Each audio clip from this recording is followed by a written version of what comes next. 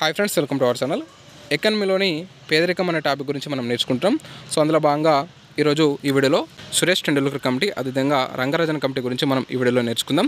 So మనకు ఈ యొక్క రెండు కమిటీల నుంచి మనం ఖచ్చితంగా ఒక క్వశ్చన్ అనేది ఎక్స్పెక్ట్ చేయొచ్చు. సో ఖచ్చితంగా ఇందులో నుంచి ఒక క్వశ్చన్ అనేది రావడం జరుగుతుంది. కాబట్టి ఖచ్చితంగా వీడియోకి లైక్ చేసి ఖచ్చితంగా ఎండ్ వరకు చూడండి. సో ఈ రెండు కమిటీలను కూడా మనం ఒకే వీడియోలో సో ఈ విధంగా టేబుల్ ఫార్మాట్లో ఒకే వీడియోలో చూసినట్టయితే మనకు ఈజీగా గుర్తుండే ఛాన్స్ ఉంటుంది. కాబట్టి సో ఖచ్చితంగా వీడియోకి లైక్ చేసి ఖచ్చితంగా ఎండ్ వరకు చూడండి. సో ఎండ్ వరకు చూడకపోతే మీరే 1 మార్క్ మిస్ అవుతారు. కాబట్టి ఖచ్చితంగా ఎండ్ వరకు చూడండి. సో ఓకేనా, ఇక లేట్ చేయకుండా వీడియో స్టార్ట్ చేసుకుంటే ఇక్కడ చూడండి. ఫస్ట్ మనం సురేష్ టెండూల్కర్ కమిటీ సురేష్ టెండూల్కర్ కమిటీని ఎందుకు నియమించడం జరిగిందంటే పేదరికపు అంచనా పద్ధతిని సమీక్షించడం కోసం మన ఈ యొక్క సురేష్ టెండూల్కర్ కమిటీని నియమించడం జరిగింది. అదేవిధంగా రంగరాజన్ కమిటీని ఎందుకు నియమించడం జరిగిందంటే ఈ యొక్క సురేష్ టెండూల్కర్ కమిటీ అంచనా పద్ధతిపై విమర్శలు రావడం వల్ల మనకు ఈ యొక్క రంగరాజన్ కమిటీని నియమించడం జరిగింది. సురేష్ టెండూల్కర్ కమిటీ అంచనా వేసిన పద్ధతిపై విమర్శలు రావడం వల్ల ఈ యొక్క రంగరాజన్ కమిటీని ఆ స్థానంలో నియమించడం జరిగింది. ఓకేనా. సో ఇక్కడ మరి చూసినట్టయితే మనకు ఎప్పుడు నియమించబడింది, ఏ సంవత్సరంలో, అదేవిధంగా రిపోర్ట్ ఎప్పుడు ఇచ్చింది అనేది మనం ఇప్పుడు చూద్దాం. సో ఇక్కడ చూసినట్టయితే మనకు ఈ యొక్క రెండు కమిటీలను నియమించింది ప్రణాళిక సంఘంచే ఈ యొక్క రెండు కమిటీలు కూడా నియమించబడడం జరిగింది. ఓకేనా. అయితే మనకు సురేష్ టెండూల్కర్ కమిటీ అనేది ఎప్పుడు, ఏ సంవత్సరంలో నియమించబడడం జరిగిందంటే 2005 సంవత్సరంలో ఈ యొక్క సురేష్ టెండూల్కర్ కమిటీ నియమించబడడం జరిగింది. సో తన యొక్క రిపోర్ట్ని ఎప్పుడు ఇచ్చిందంటే 2009 సంవత్సరంలో 2005 సంవత్సరంలో నియమించబడింది. 2009 సంవత్సరంలో తన యొక్క రిపోర్ట్ని ఇవ్వడం జరిగింది. అదేవిధంగా రంగరాజన్ కమిటీ చూసినట్టయితే 2012లో నియమించబడింది. 2014 సంవత్సరంలో తన యొక్క రిపోర్ట్ని ఇవ్వడం జరిగింది. ఓకేనా. సో మనకు సురేష్ టెండూల్కర్ కమిటీ అనేది ప్రణాళిక సంఘంచే 2005 సంవత్సరంలో ఏర్పడి 2009లో తన యొక్క రిపోర్ట్ని ఇచ్చింది. అదేవిధంగా రంగరాజన్ కమిటీ చూసినట్టయితే 2012లో ఏర్పడి 2014లో తన యొక్క రిపోర్ట్ను ఇవ్వడం జరిగింది. సో ఇక్కడ వరకు గుర్తుపెట్టుకోండి, చాలా ఇంపార్టెంట్. ఓకేనా. సో నెక్స్ట్ పద్ధతి చూసినట్టయితే ఇక్కడ ఎంపీసీ. సో ఎంపీసీ అంటే మనం ఏమంటాం, నెలసరి తలసరి వినియోగ వ్యయం. సో నెలసరి తలసరి వినియోగ వ్యయం ఆధారంగా ఈ యొక్క సురేష్ టెండూల్కర్ కమిటీ పేదరికాన్ని అంచనా వేయడం జరిగింది. సో ఎంపీసీ అంటే మనకు ఇంగ్లీష్లో ఏంటి, monthly per capital consumption expenditure అంటాం. సో దీన్ని మనం నెలసరి తలసరి వినియోగ వ్యయం ఆధారంగా ఈ యొక్క సురేష్ టెండూల్కర్ కమిటీ తన యొక్క పేదరికాన్ని లెక్కించడం జరిగింది. అదేవిధంగా రంగరాజన్ కమిటీ చూసినట్టయితే 5 కుటుంబ సభ్యుల నెలసరి వినియోగ వ్యయం ఆధారంగా ఈ యొక్క రంగరాజన్ కమిటీ ఈ యొక్క పేదరికాన్ని లెక్కించడం జరిగింది. ఓకేనా.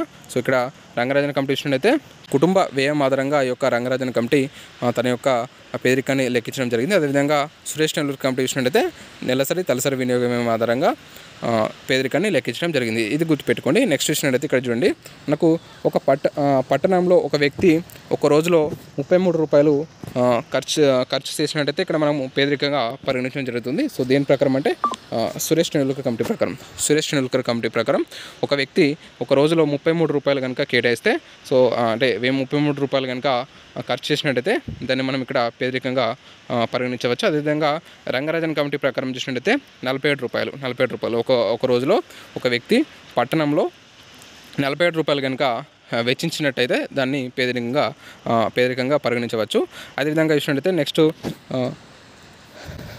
పట్టణంలో ఒక వ్యక్తి ఒక నెలలో 1000 రూపాయలు కనుక వెచ్చించినట్టయితే ఇక్కడ మనం ఈ యొక్క సురేష్ టెండూల్కర్ కమిటీ ప్రకారం పేదరికంగా పరిగణిస్తాం. అదేవిధంగా రంగరాజన్ కమిటీ ప్రకారం అయితే 1407 రూపాయలు వెచ్చించినట్టయితే ఎక్కడ అంటే పట్టణంలో ఒక మంత్లో ఒక వ్యక్తి 1407 రూపాయలు కనుక వెచ్చించినట్టయితే ఇక్కడ ఈ యొక్క రంగరాజన్ కమిటీ ప్రకారం పేదరికంగా పరిగణించవచ్చు.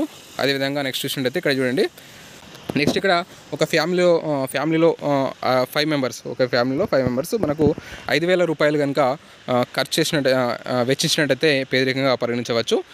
ఏ కమిటీ ప్రకారం అంటే సురేష్ టెండూల్కర్ కమిటీ ప్రకారం. అదేవిధంగా రంగరాజన్ కమిటీ ప్రకారం చూసినట్టయితే 7035 రూపాయలు వెచ్చిస్తే మనం ఈ యొక్క పేదరికంగా పరిగణించడం జరుగుతుంది. ఆ తర్వాత చూసినట్టయితే ఇక్కడ చూడండి, సో మనకు గ్రామంలో ఒక వ్యక్తి 27 రూపాయలు సురేష్ టెండూల్కర్ కమిటీ ప్రకారం 27 రూపాయలు కనుక వెచ్చించినట్టయితే పేదరికంగా పరిగణించవచ్చు. అదేవిధంగా ఈ యొక్క రంగరాజన్ కమిటీ ప్రకారం చూసినట్టయితే 32 రూపాయలు వెచ్చిస్తే మనము పేదరికంగా పరిగణించడం జరుగుతుంది. మీకు కొంచెం అర్థం కాకపోతే వీడియో మళ్ళీ ఒకసారి చూడండి. సో ఎందుకంటే ఇది కొంచెం కన్ఫ్యూజ్గా ఉంటుంది.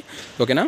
సో ఒక గ్రామంలో ఒక వ్యక్తి 27 రూపాయలు కనుక వెచ్చిస్తున్నట్టయితే ఈ యొక్క సురేష్ టెండూల్కర్ కమిటీ ప్రకారం మనకు పేదరికంగా పరిగణిస్తాం. అదేవిధంగా రంగరాజన్ కమిటీ ప్రకారం చూసినట్టయితే 32 రూపాయలు వెచ్చిస్తే మనము పేదరికంగా పరిగణించడం జరుగుతుంది. అదేవిధంగా ఒక నెలలో ఒక పర్సన్ 816 రూపాయలు వెచ్చించినట్టయితే ఆ యొక్క స్థితిని మనం పేదరికంగా పరిగణించడం జరుగుతుంది.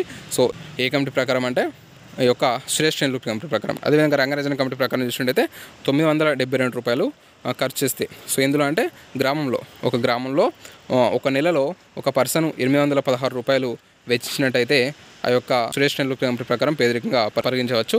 అదేవిధంగా 972 రూపాయలు కనుక వెచ్చించినట్టయితే మనం దాన్ని పేదరికంగా పరిగణించవచ్చు. దీనికి ఏ కమిటీ ప్రకారం అంటే రంగరాజన్ కమిటీ ప్రకారం. ఓకేనా, ఇక్కడ ఇది గుర్తుపెట్టుకుని నెక్స్ట్ ఒక నెలలో ఒక ఫ్యామిలీలో 5 మెంబర్స్ ఒక మంత్లో 4080 రూపాయలు కనుక వెచ్చించినట్టయితే ఈ యొక్క సురేష్ నెల్లూరు కమిటీ ప్రకారం మనం పేదరికంగా పరిగణించడం జరుగుతుంది. అదేవిధంగా రంగరాజన్ కమిటీ ప్రకారం చూసినట్టయితే 4860 రూపాయలు వెచ్చించినట్టయితే పేదరికంగా పరిగణించడం జరుగుతుంది. ఓకేనా, పేదరికంగా పరిగణించడం జరుగుతుంది. అదేవిధంగా బీపీఎల్ ప్రజలు, సో బిలో ప్రావర్టీ లైన్ ప్రజలు మనకు ఈ యొక్క సురేష్ నెల్లూరు కమిటీ ప్రకారం 27 కోట్లుగా చెప్పడం జరిగింది. సో ఈ యొక్క పేదరిక రేఖ దిగువన ఉన్న ప్రజలు 27 కోట్లుగా మనకు సురేష్ నెల్లూరు కమిటీ చెప్పడం జరిగింది 2011-12లో ఆ కాలంలో. నెక్స్ట్ ఇక్కడ రంగరాజన్ కమిటీ ప్రకారం చూసినట్టయితే 37 కోట్లుగా చెప్పడం జరిగింది 2011-12లో రంగరాజన్ కమిటీ ప్రకారం పేదరిక రేఖకు దిగువన ఉన్న ప్రజలు వచ్చేసి 37 కోట్లుగా సో ఈ కమిటీ చెప్పడం జరిగింది. సో నెక్స్ట్ క్యాలరీలపై వ్యయం. సో మనకు ఈ యొక్క సురేష్ నెల్లూరు కమిటీ ప్రకారం కేవలం క్యాలరీలపై చేసే ఖర్చు ఆధారంగా పేదరికాన్ని లెక్కించడం జరుగుతుంది. అదేవిధంగా ఇక్కడ మనకు రంగరాజన్ కమిటీలో మాత్రం క్యాలరీలు ప్లస్ ప్రోటీన్ ప్లస్ ఫ్యాట్ కొవ్వులపై చేసే ఖర్చు ఆధారంగా పేదరికాన్ని లెక్కించడం జరుగుతుంది. సో మనకు టెండూల్కర్ కమిటీ ప్రకారం కేవలం క్యాలరీలపై చేసే ఖర్చు ఆధారంగానే పేదరికాన్ని లెక్కించడం జరుగుతుంది. కానీ మనకు రంగరాజన్ కమిటీ ప్రకారం క్యాలరీలు ప్లస్ ప్రోటీన్లు ప్లస్ కొవ్వు సో వీటిపై చేసే ఖర్చు ఆధారంగా పేదరికాన్ని లెక్కించడం జరుగుతుంది. ఓకేనా, సో నెక్స్ట్ చూసినట్టయితే ఇక్కడ ప్రధానంగా దృష్టి సారించే అంశాలు. సో ఇక్కడ మనము టెండూల్కర్ కమిటీ ప్రకారం ఆహారం, ఆరోగ్యం, విద్య, వస్త్రాలు ఆధారంగా పేదరికాన్ని లెక్కించడం జరుగుతుంది. అదేవిధంగా ఇక్కడ రంగరాజన్ కమిటీ ప్రకారం చూసినట్టయితే ఆహారం, నాన్ ఫుడ్ ఐటమ్స్, ఆరోగ్యం, విద్య, వైద్యం. సో ఆహారం, నాన్ ఫుడ్ ఐటమ్స్ అదేవిధంగా ఆరోగ్యం, విద్య, వైద్యం ఆధారంగా ఈ యొక్క రంగరాజన్ కమిటీ ప్రకారం పేదరికాన్ని లెక్కించడం జరుగుతుంది. ఓకేనా, సో ఇది మనకు ఈరోజు వీడియో. సో మీరు ఎవరైనా స్క్రీన్ షాట్ తీసుకునే వాళ్ళు ఉంటే తీసుకోండి ఈ టేబుల్ని, దీన్ని స్క్రీన్ షాట్ తీసుకొని మీరు తర్వాత మళ్ళీ చదువుకోండి. ఓకే, సో ఇది మనకి ఈరోజు వీడియో. ఈ వీడియో మీకు నచ్చినట్లయితే ఖచ్చితంగా లైక్ చేయండి, షేర్ చేయండి, అలాగే సబ్స్క్రైబ్ చేయండి. Thanks for watching. Thank you.